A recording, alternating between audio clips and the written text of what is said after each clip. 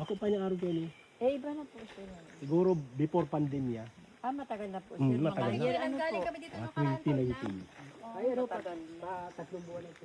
Mga sila ako sabi ka tumatanda. Nag-start po kasi sir itong tour guide March po yan. Talo nga ninyo Ngayong kung taon? may service kayo.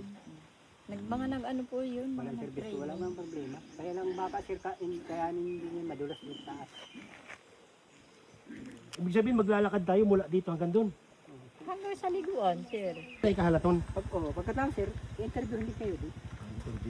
Pwede lang Video mo. DNR naman kasi dun kuya. DNR, mabayad pa doon. Mabayad talaga dun. Mabait talaga.